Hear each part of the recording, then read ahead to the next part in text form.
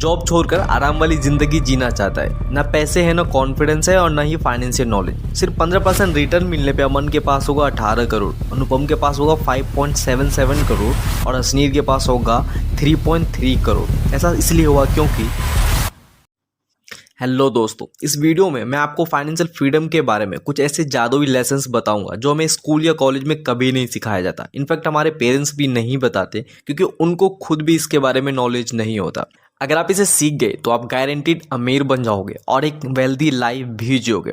इसके साथ ही मैं आपको 5 लाइफ चेंजिंग टिप्स भी बताऊंगा। तो वीडियो में एंड तक बने रहना और पसंद आए तो लाइक करना, अदरवाइज उसको डिसलाइक कर देना। लेकिन इसके लिए आपको मुझे एक सवाल का जवाब देना होगा। मान लो 3 क्लासमेट या दोस्त है जिसकी एज 20 साल है और तीनों अपनी करियर की शुरुआत कर रहे हैं और तीनों की सैलरी भी सेम है। पहले दोस्त का नाम अमन है जो कि लर्निंग में बिलीव करता है और उसने एक बात सीखी है, पे योरसेल्फ फर्स्ट, यानी दूसरों पे खर्च करने से पहले खुद पे खर्च करो। मतलब ये है कि सैलरी जब आपको मिलती है तो अपने शौक पे खर्च करने से पहले अपने फ्यूचर पे खर्च करो। और अमन इसे स्ट्रिक्टली फॉलो भी करता है क्योंकि वो बहुत ही जल्द जॉब छोड़कर अपनी आराम वाली ज़िंदगी पाना चाहता है। और अमन इसलिए 20,000 रुपये पर मंथ SIP करता है इंडेक्स्ड फंड में, और जिससे उसके अकाउंट से हर महीने 20,000 रुपये कट हो जाते हैं SIP के लिए। स्टार्टिंग में उसके लिए बहुत डिफ़िकल्ट होता है क्योंकि उसके सैलरी का बहुत बड़ा भाग उसमें इन्वेस्ट हो जाता है। लेकिन ऐसा इसलिए भी है क्योंकि उसे 10 साल में ही आराम वाली ज़िंदगी चाहिए और किसी भी बुरे सिनेरियो में अगर उसे पैसे की ज़रूरत भी पड़ती है तो वो आराम से SIP को रोक सकता है बिना किसी एक्स्ट्रा चार्ज को पे किए। इसलिए उसे इस बात की बिल्कुल भी टेंशन नहीं है। वो बहुत मेहनत करके जॉब करता है और जब उसकी सैलरी इंक्रीज़ होती है तो वो अपने एक्स्ट्रा सैलरी से अपने शौक को पूरा करता है और अपनी SIP को अपने 20 से 30 के बीच में कभी नहीं रोकता और रेगुलर इन्वेस्ट करता है। अमन ने 1 साल में 2,40,000 रुपये इन्वेस्ट किया और 10 साल में 24 लाख रुपए। दूसरा दोस्त है अनुपम। 20s में वो अपनी सैलरी को एंजॉय करता है और जब वो 30s का होता है और जब उसकी शादी के बाद उसका बच्चा होता है तब वो सोचता है कि इन्वेस्टमेंट के लिए वो कहीं लेट तो नहीं हो गया। लेकिन वो सोचता है कि वो अमन से डबल पैसे डबल टाइम के लिए इन्वेस्ट करेगा ताकि इक्वल हो जाए। इसलिए वो मंथली 40,000 से ज़्यादा इन्वेस्ट करता है और साल का 5 लाख और 20 साल में वह 1 करोड़ रुपये इन्वेस्ट करता है। तीसरा दोस्त है असनीर जो कि अपनी 20s में अपनी सैलरी को एंजॉय करने के साथ साथ अपने दोस्तों से उधार भी लेता है, लोन लेकर और क्रेडिट कार्ड से शॉपिंग भी करता है और अपने 40s तक उन्हीं के बिल्स को वो पे करता है। फिर वो अचानक जब अपने दोनों दोस्तों को देखता है तो वो सोचता है कि मैं तो पीछे रह गया और इसलिए वो उनसे 4 गुना ज़्यादा इन्वेस्ट करने का सोचता है 10 साल के लिए। यानी 1 साल में वो लगभग 20 लाख रुपए इन्वेस्ट करेगा और 10 साल में 2 करोड़ रुपए। और तीनों ने सिर्फ इंडेक्स फंड में ही इन्वेस्ट किया है जहां नॉर्मली 15% का कंपाउंडिंग एनुअल रिटर्न मिल जाता है। जब तीनों 50 साल के होते हैं तो तीनों ने मिलने का सोचा और एक ही जगह पे तीनों मिलते हैं। तो क्या आप बता सकते हो कि तीनों में से सबसे ज़्यादा पैसे किसके पास होंगे?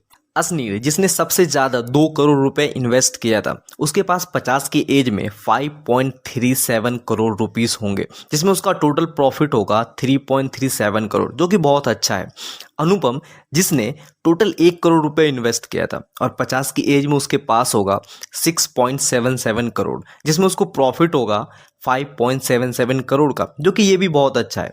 और जिसने सबसे कम इन्वेस्ट किया था अमन ने सिर्फ 24 लाख रुपए सबसे कम टाइम के लिए, उसके पास होगा 10.5 करोड़ रुपीस।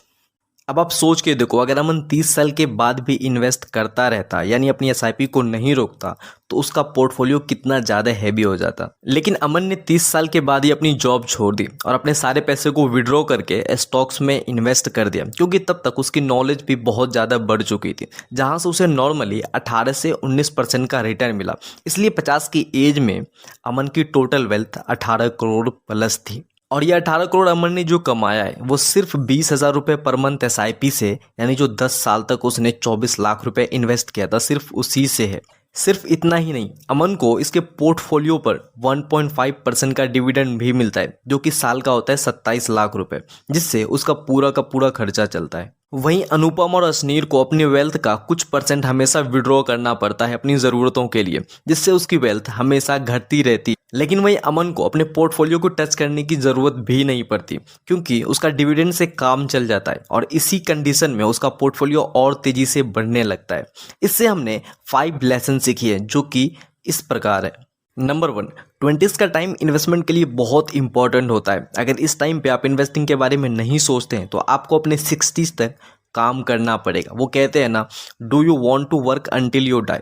20s में हमारे पास बहुत ज़्यादा एनर्जी होती है और उसके साथ साथ हमारे पास टाइम भी होता है, क्योंकि एज्ड होने पे आपकी इनकम नहीं होगी लेकिन आपके खर्चे हमेशा ही होंगे। इन्वेस्टिंग में सबसे इम्पॉर्टेंट होता है कंपाउंडिंग, और कंपाउंडिंग के लिए सबसे इम्पॉर्टेंट फैक्टर है टाइम। इसलिए आप जितना जल्दी इन्वेस्टिंग सीख जाओगे उतनी ही जल्दी आप वेल्दी बन सकते हो। अगर आप अपने 20s में हो और कोई बंदा अपने 50s में है और उसके पास बहुत ज़्यादा पैसे हैं, तो इसका मतलब ये नहीं कि वो बहुत ही ज़्यादा अमीर है, क्योंकि वो अपने लाइफ के 12th चैप्टर पे और आप अपने लाइफ के सिर्फ फर्स्ट चैप्टर पे। ये बहुत ही गलत कंपैरिजन है, क्योंकि पहले चैप्टर से 12 चैप्टर तक जाने में आपकी नॉलेज भी कंपाउंड होगी, आपका कॉन्फिडेंस भी कंपाउंड होगा और पॉसिबिलिटीज़ है कि आप उससे ज़्यादा वेल्दी बन सकते हो।